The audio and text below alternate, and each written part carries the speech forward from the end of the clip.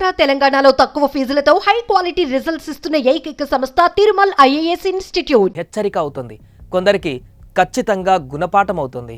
బిందు జనవరి 12వ తేదీన హైదరాబాద్ సమీపంలోని Puppalaguda stone crusher దగ్గర డెడ్ బాడీగా తేలింది. శవాన్ని చూసినప్పుడు ఆమె ఒంటిపై దుస్తువులేం లేవు. ఖచ్చితంగా ఇది రేప్ అండ్ మర్డర్ అనుకున్నారు. బిందు శవానికి 60 మీటర్ల దూరంలో మరో పురుషుడి డెడ్ బాడీ దొరికింది. అతని పేరు అంకిత్ సాకేత్. కత్తితో పొడిచి బండరాయితో తలను ఛిద్రం చేశారు. పండగ పూట పతంగి ఎగరేసేందుకు వెళ్లిన కుర్రాళ్ళు చూసి పోలీసులకు సమాచారం ఇస్తే ఈ విషయం వెలుగులోకి వచ్చింది. అసలు హత్యకు గురైన ఈ ఇద్దరు ఎవరు, హంతకులు ఎవరు అని ఆరా తీసిన పోలీసులు షాకింగ్ విషయాలు బయటపెట్టారు. బిందుది ఛత్తీస్గఢ్, ఇద్దరు పిల్లల తల్లి. భర్తతో ఎల్బీ నగర్లో ఉండేది. కానీ తను పనిచేసే హౌస్ కీపింగ్ కంపెనీలో అంకిత్ అనే వాడితో అక్రమ సంబంధం పెట్టుకుంది. బిందుని గట్టిగా వాడిన అంకిత్ ఆమెకు తన ఫ్రెండ్ని కూడా పరిచయం చేశాడు. డబ్బులిచ్చి వాళ్ళు కూడా బిందుతో తిరిగేవాళ్ళు. కట్ చేస్తే ఆ స్నేహితుల్లోనే ఒకడు చేసేటప్పుడు వీడియో తీసే ప్రయత్నం చేశాడు. అందుకు బిందు నో చెప్పడంతో కసి పెంచుకొని ఈ కూనీలకు పాల్పడ్డాడు. అంకిత్ స్నేహితుడు రాహుల్ కుమార్ సాకేత్ బిందుతో గదిలో ప్రైవేటుగా ఉన్నప్పుడు వీడియో తీసే ప్రయత్నం చేశాడు. నిరాకరించిన బిందు విషయాన్ని అంకిత్కు చెప్పింది. ఆగ్రహంతో ఊగిపోయిన అంకిత్ రాహుల్కి వార్నింగ్ ఇచ్చాడు.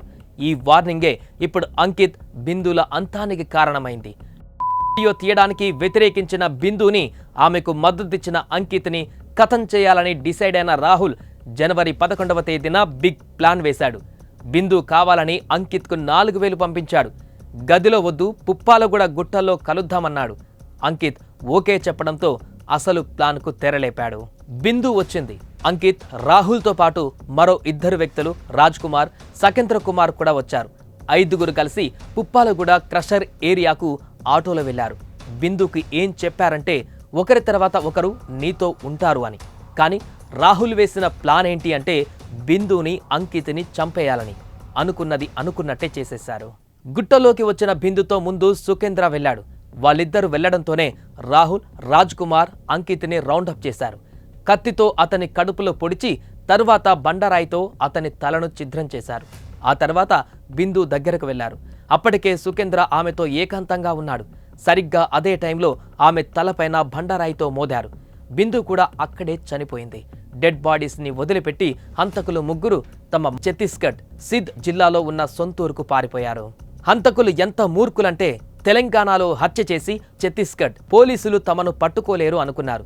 కానీ క్లూస్తో సహా అన్నిటినీ వెలికి తీసిన సైబరాబాద్ పోలీసులు 3 నిందితులను బేడీలు వేసి మరీ తీసుకువచ్చారు.